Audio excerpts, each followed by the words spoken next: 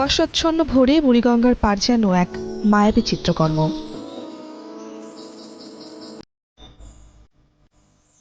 শীতের শিশিরে ভেজা পথঘাট, প্রকৃতি যেন আরো কিছুক্ষণ ঘুমাতে চায়।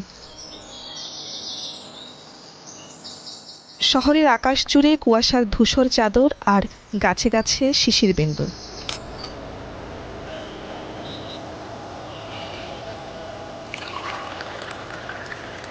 হেমন্তের শীতের এই আগমনী বার্তায় চায়ের দোকানে ধোয়া ওঠা কাপে শুরু হয় ঢাকার ব্যস্ত দিন। বন্ধুদের আড্ডায় যোগ হয় শীতের গল্প।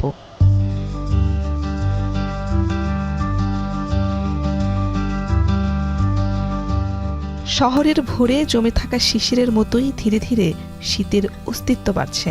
লেপ-তোশকের দোকানগুলো এখন শিল্পীর ক্যানভাস। ভেতরে তুলোর স্তর বসিয়ে কারিগররা শীতকে বন্দি করে রাখার প্রস্তুতি নিচ্ছেন। লেপের প্রতিটা সেলাইয়ের ফোর যেন উষ্ণতার গল্প বলে। এটা হলো সিজনাল ব্যবসা, শীতে একটু বেশি হয়, গরমে একটু কম হয়। বর্তমান আগে যেরকম ল্যাপটা বেশি চলতো, এখন আপনি এই যে কম্ফর্টার সাথে আমাদের ল্যাপটা একটু কম চলে।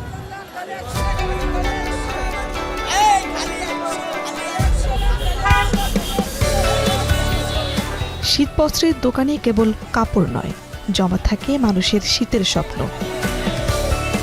নতুন জ্যাকেট আর রঙিন মাফলারে শহরের মানুষ শীতকে আলিঙ্গনের প্রস্তুতি নিচ্ছে। হালকা শীত পড়ছে, তো ওইভাবে হালকা পোশাকই কিনছি। যখন শীতটা বেশি পড়বে তখন একটু ভারী পোশাক নেওয়া যাবে। সাধারণ জ্যাকেটগুলো হালকা মানে গেঞ্জি টাইপের, এগুলো আমরা কিনতে এসেছি। হালকা শীতেরগুলো আছে, ভারী মধ্যে আছে, যার যেটা লাগে সে ওইটা নিতে যাবো। টুকটাক করে বেচাকেনা হচ্ছে, কিন্তু ডিসেম্বরের দিকে ফুল বেচাকেনা হবে, কারণ এই সময় পুরো শীতটা থাকবো।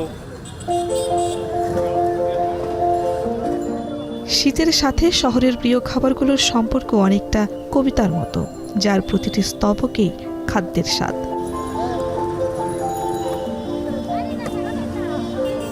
রাজধানীর রাস্তার ধারেই চিতই, পাটিসাপটা আর ধোয়া ওঠা ভাপা পিঠার গন্ধ যেন শীতের রূপ আরো বাড়িয়ে দেয়।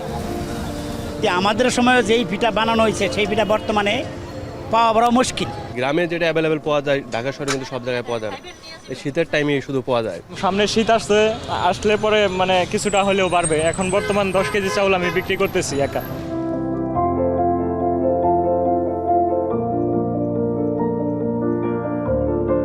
আবহাওয়া অধিদপ্তর জানাচ্ছে, এবছর ঢাকায় শীতের তীব্রতা তুলনামূলক মৃদু হলেও কোল্ড ওয়েভের কারণে বেশি শীত অনুভূত হতে পারে।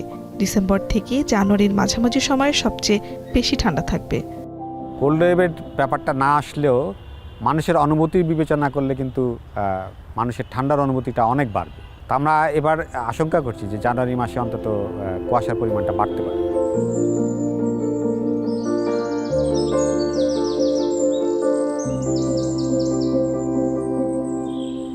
আগমনী শীতের ঠান্ডা শহরের জীবনে এনে দেয় এক নস্টালজিক অনুভূতি।